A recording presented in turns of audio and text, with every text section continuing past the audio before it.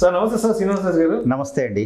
శ్రీనివాసరాజు గారు, బంగారం తయారు చేయించుకోవాలనుకున్నా లేదంటే కొనాలనుకుంటే ఫస్ట్ వచ్చే డిస్కషన్ ఏంటంటే ధర ఎంత, అదేవిధంగా ఎన్ని క్యారెట్లు, అసలు ఈ గోల్డ్ ధరని ఏ విధంగా నిర్ణయిస్తారు, అదేవిధంగా ఈ క్యారెట్లు అంటారు కదా, ఏంటి అసలు ఈ క్యారెట్లు అనేదాన్ని ఏ విధంగా నిర్ణయిస్తారు? 24 క్యారెట్స్ అంటే ఏంటి, 22 క్యారెట్స్ అంటే ఏంటి, 18 క్యారెట్స్ అంటే ఏంటి అసలు? క్యారెటేజ్ అంటే బేసిక్గా మెటల్లో ఉన్న వర్త్ అండి. అంటే మీ ఆర్నమెంట్లో ఉన్న మెటల్ వర్త్. అంటే గోల్డ్ ఆర్నమెంట్ కొనుక్కుంటున్నారు మీరు కొనుక్కునే ప్రతి ఆర్నమెంట్లో కేవలం గోల్డ్ లేదండి, కొన్ని అదర్ మెటల్స్ కూడా ఉన్నాయి. సో యాక్చువల్గా గోల్డ్ ఎంత ఉంది అనే దాన్ని ఆ కొలమానమే ఈ క్యారెట్, రైట్? మీకు జనరల్గా 24 క్యారెట్స్ నుంచి మనం హైయెస్ట్ గోల్డ్ అంటే మనకి అవైలబిలిటీ ఉన్నది 24 carats. Okay, 24 carats is equal to 100% gold. దాన్ని మనం 999 అంటాం. 99.99 ప్యూరిటీ. 99.99 ప్యూరిటీ ఉన్న ఆ మెటల్ అంటే అది 100% గోల్డ్ ముక్క అని అర్థం. అంటే అంత స్వచ్ఛత ఉంది దాంట్లో. స్వచ్ఛత, ప్యూరిటీ అంటే purity. Carrot is nothing but purity. దాన్ని మనం గ్రాముల్లో చెప్పాలంటే వెయిట్లో అగైన్ మనం ఈ 99 అనే నెంబర్స్ వాడతాం. సో 99.99 అనేది ఒక స్వచ్ఛతకి, పూర్తి స్వచ్ఛతకి, 100% స్వచ్ఛతకి పారామీటర్. బట్ మన ఇండియాలో ఎస్, గోల్డ్ అనేటప్పటికీ 24 క్యారెట్స్లో బిస్కెట్ వస్తుంది, దాన్ని మనం బులియన్ అంటాం. ఆర్నమెంట్స్కి వచ్చేటప్పటికి BIS అంటే బ్యూరో ఆఫ్ ఇండియన్ స్టాండర్డ్స్ స్వచ్ఛత మనకి నిర్ణయించిన కొలమానం 22 క్యారెట్స్ అండి. అంటే ఈరోజు మనకి హాల్ మార్క్ అవ్వాలి అంటే BIS హాల్ మార్క్ అవ్వాలి అంటే మీరు తీసుకున్న ఆర్నమెంట్లో, మనం తయారు చేసే ఆర్నమెంట్లో 22 క్యారెట్ల బంగారం ఉండాలి. దట్ ఈజ్ నథింగ్ బట్ 916, 91.66 అంటున్నాం. Let us say 92. అంటే మీరు తీసుకున్న ఆర్నమెంట్లో ఆ వెయిట్లో 92% గోల్డ్ ఉంది, 8% అదర్ మెటల్స్ ఉన్నాయి. అదర్ మెటల్స్ అంటే అది Alai, nothing but silver, main copper main, కొంత సిల్వర్, కొంత జింక్ అనే ఇలా మెటీరియల్ కలుపుతూ ఉంటాం. అవన్నీ కూడా ఆర్నమెంట్ ఫ్లెక్సిబిలిటీ కోసం అండి. మీరు ఇప్పుడు ఒక బిస్కెట్ తోటి మనం ఒక ఆర్నమెంట్ క్రియేట్ చేయలేము. నాకు ఈ ఆర్నమెంట్ క్రియేట్ చేయడానికి ఇందులో ఇది 92 ఆర్నమెంట్ అండి. 8% అదర్ మెటల్స్ ఉన్నాయి. ఆ మెటల్స్ నేను కలపలేదు అనుకోండి, ఈ ఆర్నమెంట్స్లో ఈ ఫినిషింగ్స్ రావండి. మీరు నాకు ఒక బిస్కెట్ ఇచ్చి నాకు ఆర్నమెంట్ చేయమంటే ఒక సన్న తీగ తీయగలను, కానీ ఇన్ని రకాలుగా మౌల్డ్ చేయలేరు. రౌండ్ షేప్స్ ఇవన్నీ రావు, తీసుకురాలేను, ఇరిగిపోద్దండి. ఎందుకంటే 24 క్యారెట్ల బంగారం స్వచ్ఛత చాలా బాగా మెత్తగా ఉంటుంది, చాలా స్మూత్గా ఉంటుంది. అంటే ఆల్మోస్ట్ మీరు చేత్తో వంచేయచ్చు, బిస్కెట్ని గట్టిగా వంచగలిగితే వంచేయచ్చు. సో మీరు అంత ఈజీగా వంచేసి ఆ ముక్కని దాంతో నేను ఆర్నమెంట్ తయారు తేలేము. డ్యామేజ్ ఛాన్స్ కూడా చాలా ఎక్కువ ఉంటుంది. ఇన్ఫ్యాక్ట్ 92 ఆర్నమెంట్స్ కూడా డ్యామేజ్ ఛాన్సెస్ ఎక్కువ అండి. బ్యాంగిల్స్ లాంటివి, అందుకనే మన పెద్దవాళ్ళు ఎవరు 92 బంగారంలో చేయించేవాళ్ళు కాదు, 85లోను ఇలా లో మెల్టింగ్లో చేయించుకునేవాళ్ళు. ఎందుకంటే బ్యాంగిల్స్ అనేటప్పటికీ ఆడవారు ఎక్కించేటప్పుడే అవి వారిచ్చే ఆ ఫోర్స్కి అవి బెండ్ అవుతూ ఉంటాయి. మేము ఫ్రీక్వెంట్గా రోజు ఫేస్ చేసే ప్రాబ్లమే ఇది, 22 క్యారెట్ల బంగారంలో చేసిన బ్యాంగిల్స్లో. సో మెయిన్గా క్యారెటేజ్ గురించి అంటే ఈ 2 క్యారెట్లు, 24 క్యారెట్ల బంగారం ప్యూర్ బిస్కెట్, 22 క్యారెట్ల ఆర్నమెంట్స్ కోసం మనం మన దేశంలో వాడుతూ ఉంటామండి. వేరేజ్ మనం 18 క్యారెట్స్ అంటే ఇంకా తక్కువ బంగారం. మీరు ఇండియాలో తప్ప ఇంకెక్కడ 22 క్యారెట్ల బంగారం ఆర్నమెంట్స్ దొరకవండి. మీరు బయటికి అంటే మన ఏషియన్ కంట్రీస్ కాకుండా అదర్ కంట్రీస్కి వెళ్తే మ్యాక్సిమం వాడే గోల్డ్ 14 క్యారెట్స్. అంతకన్నా ఎక్కువ ప్యూరిటీలో బంగారం ఆర్నమెంట్స్ తయారవ్వండి అక్కడ. బట్ మనకు వచ్చేటప్పటికి మనకు గోల్డ్ యూసేజ్ ఎక్కువ అండి, విపరీతమైన యూసేజ్ ఇండియాలో. వరల్డ్లోనే సెకండ్ ప్లేస్లో ఉన్నాం. చైనా తర్వాత గోల్డ్ ఇంపోర్ట్ మన దగ్గరే ఉన్నాయి, ఉమెన్ దగ్గరే ఉన్నాయి ముఖ్యంగా. సో ఇంత బంగారం కొనేటప్పుడు, ఇంత సెంటిమెంట్ ఉన్నప్పుడు మనం అంత లో క్యారెటేజ్లో మనం బంగారం ఆర్నమెంట్స్ ఇవ్వలేము. సో మనం వాడదగిన బంగారంతో ఆర్నమెంట్ తయారు చేయదగిన లీస్ట్ పర్సంటేజ్ గవర్నమెంట్ మనకి బిఐఎస్ 22 క్యారెట్లుగా నిర్ణయించడం జరిగింది. సో మనం ఆర్నమెంట్స్ని 9166 ప్యూరిటీలో అంటే 22 క్యారెట్లో ఆర్నమెంట్స్ తయారు చేస్తూ ఉంటామండి. అదేవిధంగా ఇప్పుడు ఈ గోల్డ్ విషయానికి వచ్చేటప్పుడు అంటే దీంట్లో ఎన్ని రకాల కలర్స్ ఉంటాయి అంటారు? అంటే కొంతమంది ఎల్లో గోల్డ్ అనేది వైట్ గోల్డ్ అంటారు కదా, అసలు గోల్డ్లో ఎన్ని రకాల గోల్డ్లు మనకి ఉంటాయి అంటారు? ఇన్ఫ్యాక్ట్ గోల్డ్కి ఉన్నది ఒకటే కలర్ అండి. గోల్డ్కి న్యాచురల్గా ఉన్నది ఎల్లో కలర్. ఆ మెటల్ భూమిలోంచి వచ్చే మీరు రిఫైన్ చేసిన తర్వాత దాంట్లో వచ్చేది బిస్కెట్ కలర్ అంటాం దాన్ని మనం, అది ఎల్లో కలరే వస్తుందండి. ఇంకా మనం దానికి ఏ కలర్ ఇచ్చినా ఇవ్వాలనుకున్నా అది 2 విధాలుగా సాధ్యం. దాంట్లో కలిపే అలాయిస్ వల్ల ఇప్పుడు సిల్వర్ పర్సంటేజ్ ఎక్కువ కలిపేసామనుకోండి, ఆల్మోస్ట్ 50% సిల్వర్ ఇచ్చేసామనుకోండి, ఆ ఎల్లో కలర్ కాస్త కొంచెం మీకు వైట్ టిల్ట్ వచ్చేస్తుంది. ఓకే, ఒకటి. రెండోది పైనుంచి పూతండి. ఎక్కువ మనకి వైట్ గోల్డ్ అనేది అంతా ఇండియాలో ఇలాగే జరుగుతుంది. పూత కేవలం రోడియం పాలిష్ చేస్తారు, దాంతో మీకు వైట్ పాలిష్ వైట్ టిల్ట్ వచ్చేస్తూ ఉంటుంది, వైట్ ఫినిష్. మళ్ళీ అది మనం క్లీన్ చేస్తే వచ్చేది ఎల్లో కలరేనండి. ఓకే, అది. ఇప్పుడు సపోజ్ మీరు ఈ ఆర్నమెంట్ తీసుకోండి, దీంట్లో సెంటర్లో ఉన్న లక్ష్మీదేవిని చూసారా, కలర్ ఎలా ఉందండి? కొంచెం బ్లాక్, కొంచెం బ్లాక్. దీనికి ఆ లక్ష్మీదేవి మీద ఉన్న కలర్ దీని మీద ఉన్న కలర్లో డిఫరెన్స్ ఏమైనా కనిపిస్తున్నారా మీరు? ఆ బ్లాక్ కలర్ కేవలం పైనుంచి ఇచ్చిన పాలిష్ అండి. అది 916 గోల్డే. ఓకే, పైనుంచి మనం కొంచెం ఆ యాంటిక్ ఫినిష్ కోసం ఆ కలర్ ఆ టిల్ట్ ఇచ్చాం, ఆ షేడ్ ఇచ్చాం, దాంతో కొంచెం క్లారిటీ. అది ఒక ఫ్యాషన్ నడుస్తుందండి. ఇప్పుడు కొంచెం ఎల్లో గోల్డ్ మీద కొంచెం ఇంట్రెస్ట్ తగ్గుతూ వస్తుంది, అదర్ కలర్స్ వాడటానికి ఇష్టపడుతున్నారు. వైట్ గోల్డ్, ఇప్పుడు వైట్ గోల్డ్ ప్లాటినం అనుకోండి, అది too much cost. Gold 3 times ఎక్కువ ఉంది అది ప్లాటినం, మనం ఎఫోర్డ్ చేయలేం. ప్లస్ మనకి ఇక్కడ ఉన్న సోర్సెస్ కూడా అంత ప్లాటినం ఇంకా మార్కెట్లోకి రాలేదండి, because of price, heavy cost. But ఆ వైట్ ధరించాలన్న కోరిక ఉన్నప్పుడు మనం దాన్ని వైట్ రోడియం ఇచ్చేసి వైట్ గోల్డ్ కింద చేస్తూ ఉంటాం. సార్ శ్రీనివాస్ గారు, ఇప్పుడు నగల తయారీలు ఈ తరుగు, మజూరీ, కూలీ, సో దీన్ని ఏ విధంగా లెక్కిస్తారు, దీన్ని ఏ విధంగా నిర్ధారిస్తారు అంటారు? ఇన్ఫ్యాక్ట్ తరుగు అనేది ఒక ఇంట్రెస్టింగ్ సబ్జెక్ట్ అండి.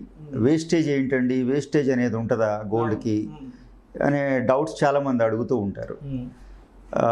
ఒక ఆర్నమెంట్ మనం బిస్కెట్ని, ఒక గోల్డ్ ముక్కని ఒక షేప్లో ఏదన్నా తీసుకురావాలి అన్నప్పుడు కొంత ప్రాసెస్ అనేది ఉంటుందండి. ఎలా అయితే మీరు ఒక కాటన్ని షర్ట్ కింద మార్చడానికి ఎన్నో స్టేజ్లు దాటి వెళ్ళాలి, సో గోల్డ్ కూడా అదే ప్రాసెస్ అండి. బిస్కెట్ని కూడా ఆర్నమెంట్ కిందకి వచ్చేటప్పటికి అది ఎన్నో స్టేజ్లు దాటి వస్తూ ఉంటుంది. దాన్ని కట్ చేయాలి, సానబెట్టాలి, షేప్ తీసుకోవాలి, ఇవన్నీ ఉంటాయండి, ఎన్నో రకాల ప్రాసెస్లు. ఆ ప్రాసెస్ మీరు చూస్తే నిజంగా నమ్మరు అనమాట, ఇంత ఎఫర్ట్ ఉంటుందా. మీ సింపుల్గా ఒక రింగ్ ఉంటుంది, అది తయారు చేయడానికి కనీసం ఒక 2 days ఒక 10 మంది చేతులు మారాలండి. ఒక రింగ్ తయారవ్వాలంటే ఒక్కటి చేతిలో అవ్వదండి, డిఫరెంట్ స్టేజెస్ ఉంటాయి. పాలిష్ అని, కటింగ్ అని, ఫినిషింగ్స్ అని, ఇలా 100 రకాల. ఇంకా స్టోన్ జ్యువెలరీ అయితే ఇంకా ప్రాసెస్ ఎక్కువ అండి, స్టోన్ ఫిట్టింగ్స్ ఇదంతా కూడా ఉంటుంది. సో ఈ చేయి మారిన ప్రతిసారి కొంత తరుగు, అది మీరు తరుగని ఆ వర్డ్ మనకి పెద్దవాళ్ళు ఇచ్చారు, మనం అది వాడుతూ వస్తున్నాం. లేటెస్ట్గా ఇప్పుడు మనం విఏ అంటున్నాం, వాల్యూ ఎడిషన్ అని. ఇన్ఫ్యాక్ట్ చెప్పాలంటే తరుగు అనే మాటే కరెక్ట్ అండి. ఎస్, తరుగు ఉంటుందండి ఆర్నమెంట్కి. ఈ ప్రాసెస్లో మీకు ఒక సింపుల్ ఎగ్జాంపుల్ చెప్తాను. మీకు ఒక 100 గ్రాముల ముక్క ఇస్తాను నేను, మీరు ఆ ముక్కను 50 మందికి పంచాలి. మీకు స్కేల్ ఇస్తాను, వేయింగ్ స్కేల్, 50 మందికి పంచాలి. ఆ ముక్కని కట్ చేసి పంచండి, కట్ చేసి పంచిన తర్వాత మళ్ళీ ఆ ముక్కలన్నీ కలెక్ట్ చేసి అదే స్కేల్లో వేయండి. మీకు 100 గ్రాములు ఉండదండి అక్కడ. అవును, కనీసం స్క్రాప్ లాగా వెళ్ళిపోయింది కొంత, ఎంత కొంత. కనీసం మీకు ఒక 400-500 మిల్లీలు ఖచ్చితంగా తేడా వచ్చేస్తుందండి, డెఫినెట్గా వస్తుంది. ఎందుకంటే ఈ స్కేల్ నుంచి ఆ స్కేల్ మారితేనే ఒక 10 మిల్లీలు తేడా వస్తుంది, వేయింగ్ స్కేల్. సో ఆ విధంగా ఒక ఎగ్జాంపుల్ కోసం చెప్తున్నాను. ఇలా 10 మంది చేతులు మారినప్పుడు కొంత వేస్టేజ్ అనేది మీకు చేతులకు అంటుకునే కొంత వేస్టేజ్ అయిపోతూ ఉంటుందండి. ఆర్నమెంట్ అనేది చేత్తోనే కదా చేయాలి, పట్టుకుని. ఆ చేతులకు ఉన్న ఆ స్వెట్టింగ్ అది అంటుకునే కొంత వేస్టేజ్ జరుగుతూ ఉంటుందండి. అసలు కంటికి కనపడని మైనర్ పార్ట్స్ కింద గోల్డ్ తయారీలో మీకు ఆ సానబట్టేటప్పుడు అప్పుడు ఫైలింగ్ అంటాం మనం. ఆ ఫైల్ చేసేటప్పుడు కంటికి కూడా కనపడని ఆ పార్టికల్స్లో గోల్డ్ ఎయిర్లో కలిసిపోతూ ఉంటుందండి. అందుకనే మా వర్క్షాపులు కనీసం మేము ఏసీ కూడా పెట్టుకోమండి. ఎగ్జాస్ట్ ఫ్యాన్ ఉండవు, చెమట్లో కూర్చొని చేస్తూ ఉంటారు వర్కర్లు.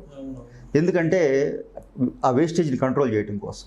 ఇప్పుడు ఎగ్జాస్ట్ ఉందనుకోండి, ఆ గాల్లో వచ్చిన పార్టికల్స్ మొత్తం గాల్లో వెళ్ళిపోతాయి, కనీసం కలెక్ట్ చేయలేము మనం. అందుకనే మేము ఏ క్లోజ్ సర్క్యూట్లో వర్క్ చేస్తూ ఉంటారండి మా వాళ్ళు, ఆ వేస్టేజ్ కంట్రోల్ చేయడం కోసం. లేకపోతే ఇప్పుడు సపోజ్ నేను ఒక ఆర్నమెంట్ చేయడానికి ఆ పర్టికులర్ స్వర్ణకారు గుడికి 100 మిల్లీలు వేస్టేజ్ ఇస్తున్నాను అనుకోండి, ఎగ్జాంపుల్.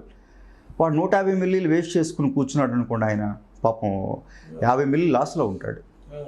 సో అతను నేను ఇస్తున్న 100 మిల్లీల్లో 50 మిల్లీలు కట్ చేసుకుని 50 మిల్లీలు మిగిల్చుకునేలా ఉండాలి. దాన్నే వేస్టేజ్ కలెక్షన్ అంటామండి. సో ఇంత జాగ్రత్త తీసుకుని ఆర్నమెంట్స్ చేస్తూ ఉంటామండి ఆ వేస్టేజ్ అనేది కంట్రోల్ చేయడం కోసం. ఇంకొక ఇంట్రెస్టింగ్ విషయం చెప్తాను, వర్క్షాపుల్లో మేము చెత్త కూడా పాడేయమండి. అవునవును, ప్రతిరోజు కలెక్ట్ చేసి పెట్టుకుంటాం. ఇయర్లీ వన్స్ దాన్ని బర్న్ చేస్తాం, రిఫైన్ చేసుకుంటాం. అందులో మాకు కొంత బ్యాకప్ వస్తుంది, కొంత ఐర్ వేస్టేజ్లో కొంత రికలెక్ట్ చేసుకోగలుగుతాం. సో ఈ విధంగా ఆ వేస్టేజ్ని కంట్రోల్ చేస్తూ ఉంటామండి. ఈ విధంగా ఎందుకు కంట్రోల్ చేస్తున్నప్పుడు మనం ఆర్నమెంట్ తయారు చేస్తున్నాడు అంటే అతనికి శాలరీ రావాలండి, ఆ తయారు చేసే వర్కర్కి కూడా ఇల్లు గడవాలి. దాన్నే మనం తరుగు రూపంలో ఇస్తామండి ఆయనకి. ఆ ఇచ్చిన తరుగుని మనం ఎక్కడ కలెక్ట్ చేయాలండి? కస్టమర్ దగ్గరే కలెక్ట్ చేసుకోవాలి. సో తరుగు అనేది no wastage, no making charges, ఈ మాటలు హాస్యాస్పదంగా ఉంటాయండి. నిజానికి ఇందులో నిజం లేదు. ఎవరు మీకు ఫ్రీ ఆఫ్ కాస్ట్లో వర్క్ చేయరు. మీరు ఎక్కడైనా ఏ వ్యాపారమైనా లాభాపేక్షకే కోసమే ఉంటుంది, వాళ్ళకి కుటుంబాలు ఉంటాయి. సో కొంత వేస్టేజ్ అనేది తప్పదండి. కొంత మనం ఏది కొనుక్కున్నా కొంత ప్రాఫిట్ అనేది, కొంత మార్జిన్ అనేది ఆ బయ్యర్కి ఇవ్వాలి, తప్పదు. దాన్ని మనం గోల్డ్కి వచ్చేటప్పుడు తరుగు అనే మాట వాడుతున్నాం అంతే. సో తరుగు అనేది కంపల్సరీ అండి, అది ఖచ్చితంగా మనం పే చేసి తీరాలి. ఎస్, మీరు ఎంత తరుగు పే చేస్తున్నారు, ఒక ఆర్నమెంట్కి ఎంత తరుగు అవుతుంది, ఎంత తరుగు పే చేస్తున్నారు, జ్యువెలరీ మిమ్మల్ని ఎంత డిమాండ్ చేస్తున్నాడు అనేది కొంచెం మీరు దాని గురించి ఇన్ఫర్మేషన్ నాలెడ్జ్ పెంచుకోవాలి. ఇప్పుడు మోసం అనేదండి, మోసపోయేవాడు ఉన్నప్పుడే మోసం చేసేవాడు ఉంటాడు. నన్ను ఎవరైనా గోల్డ్ అంటే మోసం అండి అంటే నేనేం చెప్తానంటే, మీరు నాలెడ్జ్ పెంచుకోండి, మీరు సబ్జెక్ట్ తెలుసుకోండి. తెలుసుకున్నప్పుడు మీరు మోసపోరు. మీరు మోసపోతున్నారు అంటే అవతల మిమ్మల్ని మోసం చేస్తున్నాడు అంటే మీకు దాని మీద నాలెడ్జ్ లేదని అర్థం.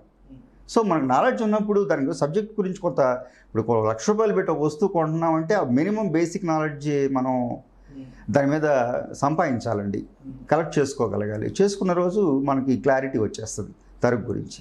సో అదేవిధంగా గోల్డ్ని ఒక ఇన్వెస్ట్మెంట్ సాధనంగా చూస్తే అసలు ఏంటి, దాన్ని మనం ఏ విధంగా కొనిపెట్టుకోవాలి అంటారు గోల్డ్ని? ఇన్ఫ్యాక్ట్ గోల్డ్ ఇన్వెస్ట్మెంట్ సాధనం కాదండి. గోల్డ్ అనేది అసలు ఇన్వెస్ట్మెంట్ సాధనమే కాదు. నాట్ అన్ ఇన్వెస్ట్మెంట్ ఇన్స్ట్రుమెంట్ అంటారా? No, it is not a investment instrument. It's a కేవలం గోల్డ్ అనేది ఒక ఆర్నమెంటల్ పర్పస్ అండి. గోల్డ్ అనేది మగువల కోసం ఆర్నమెంట్స్ చేయడానికి యూజ్ చేసే ఒక మెటల్, అంతే తప్ప అది ఇన్వెస్ట్మెంట్ కాదు. మీరు ఇన్వెస్ట్మెంటే చేయాలనుకుంటే గోల్డ్ కన్నా మీకు ఈల్డింగ్ ఇచ్చే సోర్సెస్ చాలా ఉన్నాయండి. గోల్డ్ ఏముందండి, ఈ మధ్యకాలంలో మీకు తెలుసు, మన ఒక 50 సంవత్సరాల వాళ్ళని మీరు మాట్లాడండి ఎవరితోటన్నా, గోల్డ్ ₹1,000 నుంచి 1,500 అవడానికి కొన్ని సంవత్సరాలు పట్టింది, 10 సంవత్సరాలు దాదాపుగా. సో మీకు వర్కౌట్ అవ్వదండి గోల్డ్ ఇన్వెస్ట్మెంట్ చేయటం వల్ల. అంటే బెటర్ సోర్సెస్ చాలా ఉన్నాయి. కేవలం గోల్డ్ని మనం ఒక ఆర్నమెంటల్ పర్పస్లోనే చూడటం అనేది ఒక సాంప్రదాయబద్ధమైన మంచి పద్ధతి అండి. బట్ మనకి రీసెంట్గా ఈ ఫ్లక్చువేషన్స్ కూడా కారణం ఇదేనండి. మనం అంటే ప్రభుత్వాలు అనివ్వండి, కొంతమంది మన ఇంటర్నేషనల్ గ్లోబలైజ్డ్ అయిపోయిన తర్వాత గోల్డ్ మీద కూడా కొంత ఇన్వెస్ట్మెంట్ పర్పస్గా గోల్డ్ని వాడటం జరుగుతుంది. అంటే కమోడిటీస్కి దీన్ని తీసుకొచ్చారు.